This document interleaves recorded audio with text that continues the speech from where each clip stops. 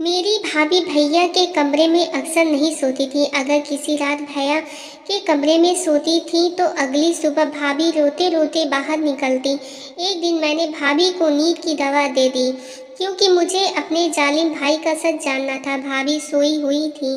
तभी मैंने भाभी की चुन्नी लेकर भैया के कमरे में चली गई। फिर जो भैया ने भाभी समझकर मेरे साथ किया वो सुनकर तो आपके होश ही उड़ जाएगी। मेरे बचपन में ही मेरे माँ बाप की मौत हो गई थी। सब कुछ मेरे भैया ने ही किया था। एक दिन सुबह मेरी आँख खुली तो मैंने भाभी को सिसकते हुए देखा। वह मेरे बिस्तर के पास बैठी बुरी तरह रो रही थी। मैंने माँ पापा को तो कभी नहीं देखा था क्योंकि मेरे पैदा होने के 4 साल बाद वो दोनों एक कार एक्सीडेंट में मारे गए थे। इसलिए भाभी को रोता देखकर हमेशा मेरा दिल तड़प जाया करता था। लेकिन मैं चाहकर भी कभी उनसे कुछ नहीं पूछ सकती थी। अक्सर ही सुबह भाभी का ऐसा हाल होता था। कुछ समय पहले मैंने एक बार भाभी से पूछा था कि आखिर वो भैया के कमरे से सुबह सुबह बाहर आकर इतना रोती क्यों है। तो भाभी ने कोई जवाब नहीं दिया और मुझे डांट दिया। भाभी जब भी उनके कमरे से निकलती, भाभी का हुलिया बहुत ही अजीब सा होता। उनके बिखरे हुए बाल और पुराने कपड़े एवं एक अजीब सी मजबूरी सुना रहे होते। ये सिलसिला कुछ साल पहले से ही शुरू हुआ था और जैसे जैसे मुझे होश आ रहा था मेरे लिए सब कुछ अचंभित होता जा रहा था। मेरे अंदर एक जुनून सा पैदा हो गया था कि मेरा भाई आखिर मेरी भाभी के साथ रात भर क्या करता था। इस सवाल ने मुझे बेचैन कर दिया था। मैंने 16 साल की हो चुकी थी और अब बहुत सी बातें अच्छी तरह समझने लगी थी। भाभी का रोता चेहरा देखकर मुझे किसी मजबूरी की चेतावनी लगती थी। लेकिन हैरत बात ये थी कि जब भाभी कमरे से निकलती तो वह रो रही होती और जब भाई कमरे से निकलते तो उनके चेहरे पर दिलकश मुस्कुराहट होती थी और वो कुछ न कुछ गुनगुनाते रहते थे जैसे बहुत खुश हों। और भाभी का हाल ऐसा होता था कि भाभी भैया के कमरे से निकलने के बाद दोबारा उनके सामने जाने से भी डरती थी।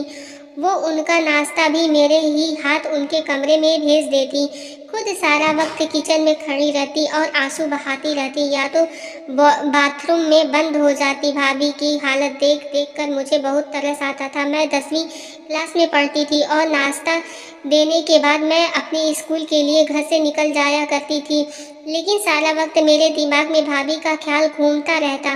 मैंने कभी किसी सुबह भैया को परेशान या बेचैन नहीं देखा था। वो हमेशा ही बहुत खुशी से नाश्ता करने बैठते और उनका चेहरा बहुत खुश दिखता था, जबकि भाभी को देखकर ऐसा लगता कि किसी भी पल भाभी को कुछ भी हो जाएगा।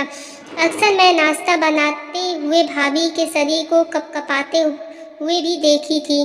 मेरा दिल चाहता था कि मैं भाभी से पूछूं कि भाई रात को उनके साथ ऐसा क्या करते हैं जो उनका इतना बुरा हाल हो जाता है। मगर भाई के नाम पर भी भाभी के चेहरे पर खौफ नजर आने लगता था। भाभी हर रात भैया के कमरे में सोने के लिए नहीं जाती थी बल्कि वह मेरे साथ ही सोती थी। कभी कभी उन्हें जबरदस्ती भैया अपने साथ कमरे में ले जाते थे और भाभी मना करने की कोशिश करती थी, लेकिन भैया उनकी एक न सुनते। भैया की आवाज़ में मोहब्बत की एक ऐसी चाशनी घुली होती थी कि सुनने वाला हैरान रह जाए। लेकिन मैं अच्छी तरह जानती थी कि भैया भाभी को कमरे में ले जाकर यकीनन उनके साथ कुछ गलत करते हैं। किसी भी लड़की के लिए किसी लड़की को रोता तड़पता देखता बहुत ही मुश्किल काम है और मेरा भी ऐसा ही हाल था। ना मैं पढ़ाई पर ध्यान दे पा रही थी और ना ही घर में मेरा दिल लगता था। मेरा दिल चाहता था कि मैं किसी तरह अपनी भाभी को भाई के कमरे में न जाने दूं, लेकिन मैं किसी तरह भाई को मना नहीं कर सकती थी। भाई तो मेरे सामने भाभी के साथ बहुत ही मोहब्बत से पेश आते थे।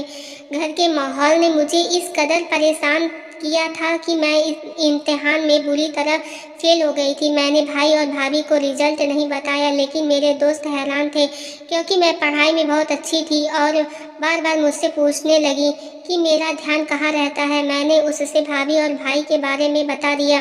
तुम्हारे भैया अंग्रेजी फिल्में तो नहीं देखते? सोहा ने अचानक से सवाल किया। मैं हक्का बक्का से उसे देखने लगी। फिल्म का भला क्या मकसद था? वह अगर अलग निगाह से मुझे देख रही थी और मैं उसकी बात ना समझ पाई। उसने बात बदल दी, लेकिन मेरी सुई उसकी बात पर अटक गई। आखिर सोहा ने यह सवाल क्यों पूछा था? मैं घर वापस आई तो भाभी के चचेरा भाई सैफ अंकल बैठे हुए थे। वो दोपहर को हमारे घर आते थे। भाभी की बचपन से ही उनके बहुत अच्छी दोस्ती थी। भाभी बताती थी कि वो दोनों बचपन में एक साथ रहते थे। फिर सैफ अंकल विदेश चले गए और भाभी की शादी भाई से हो गई। भाभी की शादी को 18 साल हो चुके थे और कुछ साल पहले शायद सब कुछ ठीक था। फिर मैं ही छोटी और ना समझ थी, लेकिन कुछ साल से मुझे अच्छी तरह भाभी की हालत समझ आने लगी थी। मैं जान गई थी कि मेरा भाई एक अच्छा आदमी नहीं है, वह मेरी भाभी की तकलीफ की वजह है और इसी बात ने मेरे दिल में अपने भाई के लिए दुश्मनी पैदा कर दी थी। सैफ अंकल से हमारी भाभी की बहुत अच्छी दोस्ती थी। वो साल भर पहले ही इंडिया वापस आए थे और भाभी से मिलने के लिए अक्सर आते थे, लेकिन भाभी को उनका आना अच्छा नहीं लगता था। सैफ अंकल के जाने के बाद भाभी अक्सर मुझसे कहती कि अगर तुम्हारे भाई को पता चला कि सैफ मिलने आता है तो बहुत बुरा होगा। मैं भाभी को दिलासा देती कि भाई को कैसे पता चलेगा, भाई सुबह काम पर जाते हैं, रात को ही घर आते हैं। मुझे तो सैफ अंकल बहुत अच्छे लगते हैं, वो हमेशा आते हैं और भाभी का मूड अच्छा करके जाते हैं। मेरे लिए भी बहुत से सामान लेकर आते हैं। भाई की आमदनी इतनी कम थी कि गुजर बसर भी मुश्किल से होता था। रात में मैंने अपना और भाभी का बिस्तर लगाया और भाभी के साथ आंखें बंद करके लेट गई। थोड़ी देर में भाई मेरे कमरे में आए। भाभी मेरे साथ ही सोने के लिए लेटी हुई थी। भाभी ने उन्हें साथ चलने को कहा तो भाभी ने दबी दबी आवाज़ों में इनकार किया। मैंने आंखें नहीं खोली थी। मैं सुनना चाहती थी कि भैया भाभी से क्या कहते हैं। चल ना सीमा, मैं तुझे बिल्कुल तंग नहीं करूँगा, वादा। भाई की आवाज़ मेरे कानों में पड़ी, जिसमें मोहब्बत की मिठास थी। मुझे नहीं जाना तुम्हारे साथ, तुम हमेशा ऐसे ही कहते हो। भाभी ने एक बार फिर इनकार किया। तुम्हें सोचना चाहिए, अब तुम्हारी बहन जवान है, वो सौ सवाल करने लगी है, लेकिन तुम्हें इस बात से कोई फर्क नहीं पड़ता। भाभी ने धीमी लफ्ज़ों में भाई को जवाब दिया। भाई ने ज़बरदस्ती भाभी को हाथ पकड़कर उठाया और अपने साथ लेकर चले गए। मुझे अजीब सी घबराहट होने लगी। भैया भाभी के साथ न जाने क्या करते थे और सोहा की अंग्रेजी फिल्म वाली बात भी मेरे दिमाग में अटक गई थी। कुछ घंटे गुजर गए थे, लेकिन भाभी वापस नहीं आई। पानी पीने के लिए कमरे से निकलकर बावर्ची खाने में गई। भाभी थोड़ी ही देर में मेरे पीछे चली आई। मैंने एक गहरी निगाह भरी भाभी पर डाली, जिसके बाल बिखरे हुए थे। जिस बात ने मुझे चौंकाया वह भाभी की कुर्ती का फटा हुआ आस्तीन था। भाभी को मेरी नज़रों का एहसास हो गया था। वो जल्दी से दुपट्टा को अच्छी तरह लपेट ली। मेरे सामने ही भाभी ने सुबह सही सूट पहना था, लेकिन फिर अचानक ही भाभी का सूट कैसे फट गया। भाभी मुझसे पूछ रही थी कि मैं इतनी रात को क्यों जाग रही हूँ। मैंने बहाना बनाया कि मैं उठकर पानी पीने आई थी। भाभी मेरे साथ वापस मेरे कमरे में आ गई। मैंने सोने के लिए आंखें बंद कर ली, लेकिन मुझे भाभी की सिसकियों की आवाज़ सुनाई दे रही थी। मेरा दिल चाह रहा था कि मैं उठकर अपनी भाभी को तसल्ली दूं और दिल में आए सारे सवाल को जबान पर ले आऊं, लेकिन मैं अपनी जगह खामोश पड़ी रही। भैया सुबह सुबह ऐसे तैयार होकर कमरे से निकल रहे थे जैसे कोई हीरो हो। भाई की आमदनी कम थी, लेकिन भाई हमेशा खुश रहते थे, मुस्कुराते रहते। काम पर हमेशा ऐसे तैयार होकर जाते जैसे सेठ आदमी हो। मैंने उल्टा निगाह अपने भाई पर डाली, जिससे मुझे आज ही नफरत महसूस हो रही थी। भाई के आगे नाश्ता रखकर मैं स्कूल चली गई। सारा दिन स्कूल में भी मेरा दिमाग भाभी के फटे हुए सूट की तरफ था। स्कूल से वापसी पर मुझे सैफ अंकल मिल गए।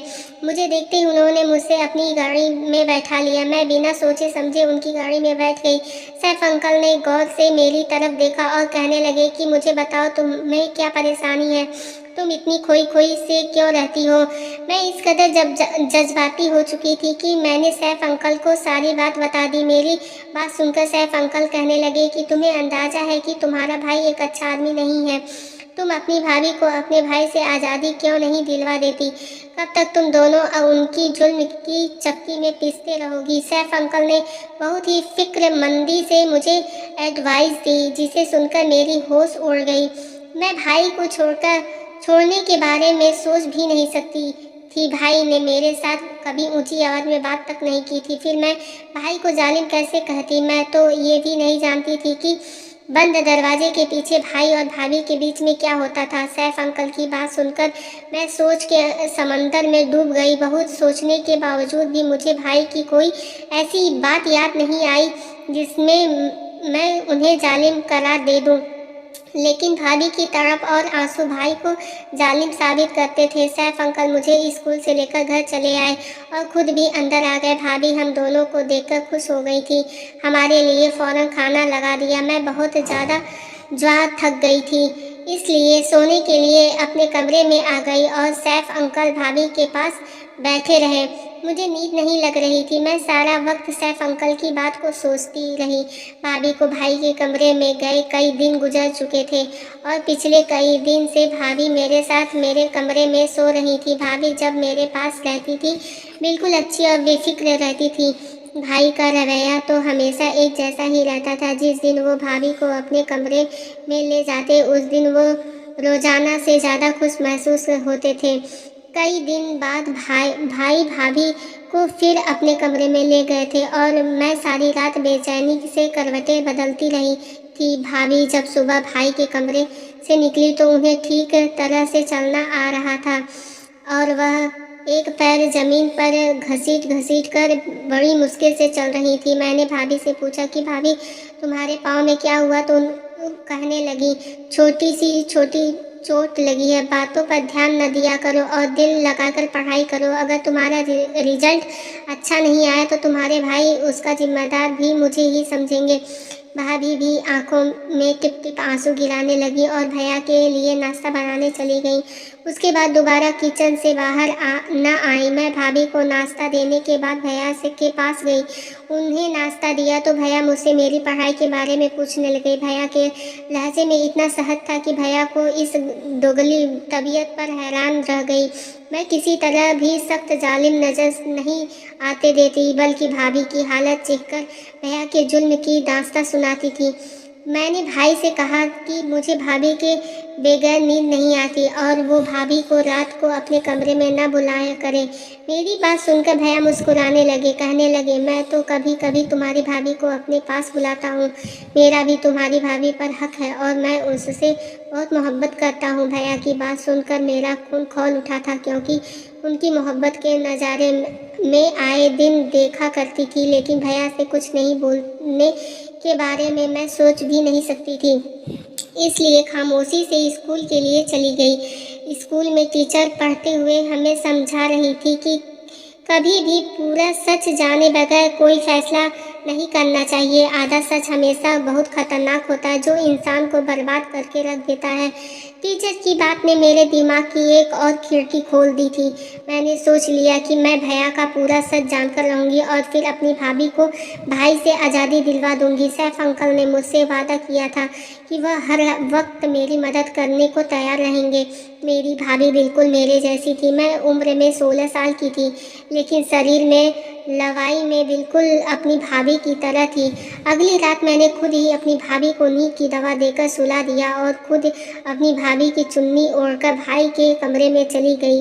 भाई के कमरे में एक छोटा सा बल्ब जल रहा था।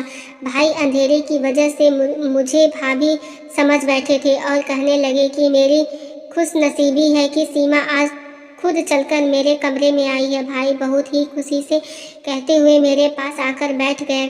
बहुत ही इज्जत से मुझे अपने बराबर में बैठा लिया। भाई के बराबरी में बैठे मेरा शरीर कांप रहा था। मैं नहीं जानती थी कि उससे आगे मेरे साथ क्या होने वाला था, लेकिन आज मैं पूरा सच जानना चाहती थी। भाई बहुत मोहब्बत से कहने लगे, सीमा छोटी जवान हो रही है। ये कहकर तू मुझसे इस कदर दूर हो गई है कि मुझे ज़बरदस्ती तुझे अपने कमरे में बुलाना पड़ता है। मेरा भी तो तुझ पर हक है। मैं जानता हूँ कि हमारी बहन जवान हो रही है, लेकिन वो इतनी छोटी भी नहीं है कि उसे यह ना समझ हो कि भाई भाभी एक कमरे में एक साथ रहते हैं। तू सारा दिन काम करके थक जाती है, चल अब सुकून से सो जा। मैं तुझे अपने करीब देखकर खुश हो जाता हूँ।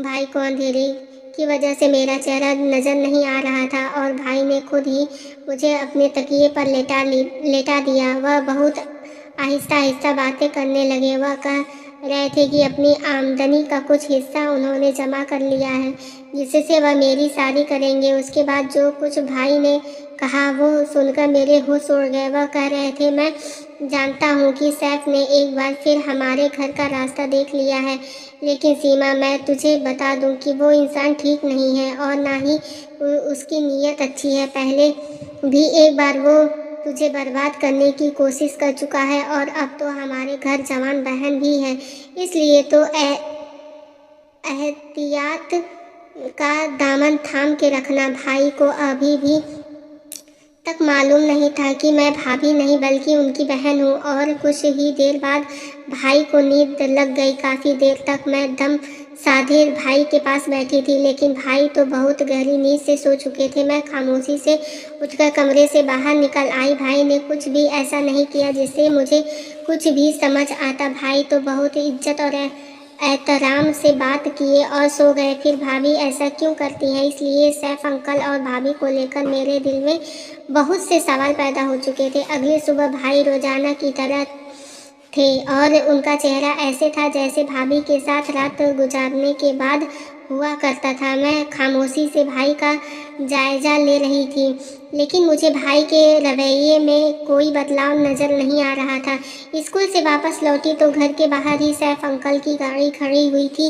मैं हमेशा दूर से सलाम करके घर में आती थी, लेकिन आज मैं चारों की तरफ दबे पाँव घर में घुस गई। भाभी और सैफ अंकल मेरे कमरे में एक साथ बैठे बातें कर रहे थे।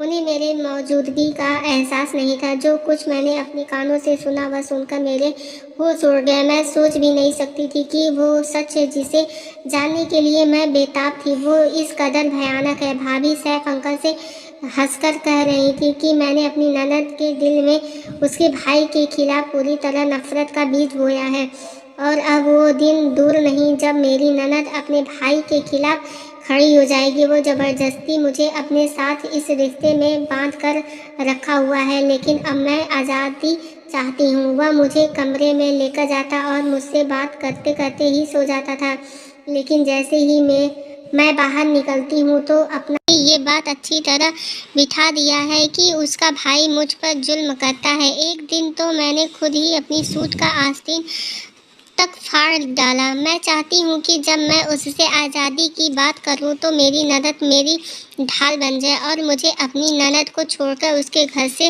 ना निकलना पड़े। छोटी तो दुनिया को मेरी बेगुनाही और अपने भाई के जुल्म की दास्तां सुना देगी, और मैं छोटी को लेकर तुम्हारी ज़िंदगी में शामिल हो जाऊंगी। सैफ अंकल हंसते हुए कहने लगे कि हाँ, मैंने छोटी से भी कह दिया है कि उसे जब भी मेरी मदद की ज़रूरत होगी मैं चला आऊँगा। भाभी सैफ अंकल से कहने लगी कि पहले की तरह तुम मेरे साथ बेवफाई न करना। एक बार पहले भी तुम मुझे बीच रास्ते में छोड़कर चले गए थे। उस वक्त मेरे पति ने मुझे माफ़ करके अपनाया था। सैफ अंकल ने मेरी भाभी का हाथ पकड़कर कहने लगे कि मैंने बहुत ही मजबूरी में तुम्हारा साथ छोड़ा था, क्योंकि मेरे घरवाले इस बात के लिए बिल्कुल खिलाफ थे कि मैं एक शादीशुदा औरत से रिश्ता करूं, लेकिन अब मुझे रोकने वाला कोई नहीं है। मैं पूरे दिल से तुम्हें अपनाऊंगा और तुम्हारी ननद को हम अच्छे दामों में विदेश बेच देंगे। बस छोटी को किसी भी तरह यह सच पता ना चले कि उसका भाई जालिम नहीं बल्कि हम उसे जालिम साबित करना चाहते हैं। एक छोटी ही है जो हम दोनों को एक करवा सकती है। भाभी ने सैफ अंकल को यकीन दिला दिया कि सब कुछ वैसा ही होगा जैसे उन दोनों ने सोच रखा है। वो दोनों हंसते हंसते थक चुके थे और मेरे कदम तले ज़मीन निकल गई थी। मेरी भाभी सिर्फ मुझे ही नहीं बल्कि मेरे भाई को भी पूरी तरह धोखा दे रही थी, और वह मेरे भाई के घर में बैठकर एक दूसरे आदमी के साथ मिलती थी और नए नए रिश्ता की बातें कर रही थी। मुझे भाई की बात याद आ गई कि सैफ ने पहले भी हमारा घर उजाड़ने की कोशिश की थी। मैं बहुत कुछ जान चुकी थी, इसलिए कमरे के अंदर दाखिल हो गई। मुझे देखकर भाभी और सैफ अंकल चौंक उठे, लेकिन थोड़ी देर में उन्होंने अपने आप पर काबू पा लिया। सैफ अंकल ने मेरी तरफ चॉकलेट बढ़ाई। मैंने चॉकलेट पकड़ने के बजाय भाभी की शक्ल देखी और सख्त लहजे में भाभी से पूछा कि आपको मुझे बताना पड़ेगा कि आखिर आपको भाई से क्या मसला है। भाभी जान चुकी थी कि उनके झूठ का पोल खुल चुका है, इसलिए बिना झिझके भाभी ने मुझे सारा सच बता दिया। भाभी शादी से पहले अंकल से मोहब्बत करती थी, लेकिन सैफ अंकल ने उनसे शादी करने के बजाय विदेश जाकर नौकरी करने लगी और भाभी की मोहब्बत को छोड़कर अपना कैरियर चुन लिया। बचपन की मोहब्बत में अपना रंग कच्चा न होने दिया और भाभी के दिल में सैफ अंकल की मोहब्बत का रंग बसा रहा। भाभी के घर वालों ने भाभी के लिए भाई को पसंद कर लिया। भाभी जवान और खूबसूरत थी, जबकि भाई उम्र में 9 साल बड़े थे और भाई आम शक्ल सूरत के मालिक थे, जबकि सैफ अंकल हैंडसम थे। भाभी के लिए भाई का रिश्ता घर वालों की मर्जी से था और भाई ने अपने घर वालों की ज़बरदस्ती पर भाई से शादी तो कर ली, लेकिन वो कभी भाई को दिल से अपना ना पाई थी। ज़बरदस्ती का ये रिश्ता भाभी के लिए किसी बोझ की तरह था, लेकिन भाभी इस रिश्ते को किसी तरह चला रही थी कि तभी भाभी की शादी के कुछ साल बाद सैफ अंकल विदेश से कुछ दिन के लिए वापस आए तो उनके दिल में भाभी को देखकर एक बार फिर से जज्बात जाग उठे। भाभी भी बचपन की मोहब्बत और अपने जज्बात के हाथों मजबूर होकर सैफ अंकल से चुपके चुपके मुलाकातें करने लगी, लेकिन कुछ ही दिनों में यह बात भाभी की बड़ी मम्मी को पता चल गई और उन्होंने सारे खानदान में भाभी की इज्जत को उछालना शुरू कर दिया। भाई भाभी से सच्ची मोहब्बत करते थे, इसलिए उन्होंने भाभी को बदनामी से बचा लिया और इस सारे बातों को झूठा साबित कर दिया। जब भाई ने भाभी का साथ दिया तो सारा खानदान अपने आप ही खामोश हो गया। बड़ी मम्मी के हाथ मेरी भाभी तो ना आ सकती, लेकिन ज़बरदस्ती वापस भेज दिया। मोहब्बत का जो तंग की तरह बैठ गया था, अब 1 साल पहले सैफ अंकल ने दोबारा जिंदा कर दिया। अंकल हमेशा के लिए इंडिया आ गए थे और एक बार फिर वो भाभी के पीछे दीवाने हो गए थे। भाभी को तो पहले ही दिन से भाई पसंद नहीं थे, हमारे हालात भी कुछ खास नहीं थे, जबकि सैफ अंकल के पास विदेश का पैसा था और भाभी के लिए भाई को छोड़ना कुछ मुश्किल नहीं था। लेकिन दिक्कत ये था कि भाई मुझसे भी मोहब्बत करते थे और भाभी मुझे अपने साथ विदेश ले जाना चाहती थी, इसलिए भाभी ने जानबूझकर यह सारा खेल रचाया और मेरी नज़रों में भाई को गलत साबित कर दिया। भाभी हमदर्दी बटोर कर मुझे अपने साथ ले जाना चाहती थी, इसलिए हमारे सामने भाई को जालिम साबित किया और खुद बेचारी बनकर रहने लगी। इतने साल से मैं यही सोच रही थी कि भाई तो कभी ऊंची आवाज़ में हमसे बात तक नहीं किए, फिर वो बंद कमरे में भाभी पर जुल्म कैसे कर सकते हैं। मैंने भाभी से साफ साफ कह दिया कि अगर आपको उसके घर जाना है तो आप जा सकती हैं, लेकिन मैं अपने भोले भाले और वफादार भाई को नहीं छोड़ सकती। सैफ अंकल जो पहले ही भाभी को 2 बार छोड़ चुके थे, भाभी उनसे ना जाने कैसे तीसरी बार उम्मीद लगाकर बैठी थी। मुझे सैफ अंकल की आंखों में आज पहली बार अपने लिए सिर्फ ख्वाहिश दिखाई दी थी और मैं जान गई थी कि उस ख्वाहिश को पूरी करने के बाद भाभी उनके किसी काम की नहीं रहेंगी। भाभी ने मुझे सुहाने सपने दिखाने पर मजबूर किए थे। सब कुछ था। अगर मेरे सामने सारा सच न आता तो शायद मैं कुछ गलत फैसला कर बैठती, लेकिन ऊपर वाले का शुक्र है कि मैंने अपनी आंखों से सब कुछ देखा था और कानों से सुना था। लेकिन भाभी अंकल के साथ जाने के लिए राजी थी, लेकिन जब सैफ अंकल ने देखा कि मैं किसी तरह उनके काबू में नहीं आऊँगा, ना ही भाभी के साथ चलूँगी, तो एक बार फिर भाभी ने अपनी राह जुदा करने की कोशिश की। विदेश ले जाकर बेचने वाले थे और मेरे साथ भाभी के अच्छे दाम मिल रहे थे, लेकिन जब खरीदारी को पता चला कि मैं उनके काबू में नहीं आऊँगी तो भाभी ने उनको खरीदने की कोशिश की। जब एहसास हुआ कि जज्बात की धारे में बहकर वो कितना बड़ा नुकसान करने जा रही थी, अगर भाभी और उनके साथ चले जाती तो हम सैफ अंकल के चंगुल से निकल गए थे। भाभी ने मुझसे अपने किए की माफ़ी मांगी। मैंने भाभी से वादा किया अब वो कभी ऐसी गलती नहीं करेंगी। रात को भैया घर लौटे तो भाभी ने खुद ही भैया के लिए खाना मंगवाया और अपना बिस्तर भी भैया के कमरे में लगा दिया। भैया की खुशी देखने के लायक थी। भैया सच में भाभी से बहुत मोहब्बत करते थे और ये उनकी मोहब्बत ही थी जो वो भाभी की गलतियों को आज तक नज़रअंदाज करते आए। इतने सालों में पहली बार भाभी को अपनी गलतियों का एहसास हुआ था और उन्होंने भाई को दिल से अपनाया था। अगली सुबह भाई और भाभी हंसते मुस्कुराते कमरे से बाहर निकले थे और मेरे दिल को ठंडक एहसास हुआ था। कभी कभी हम प्यार के नाम पर ऐसा धोखा खाते हैं कि किसी को मुंह दिखाने के लायक नहीं रहते।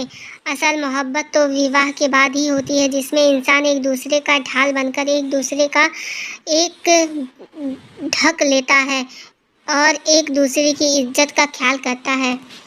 अगर ये स्टोरी अच्छी लगी हो तो प्लीज़ मेरे चैनल को सब्सक्राइब करें, कमेंट करें, लाइक करें। प्लीज़ मुझे सपोर्ट करें।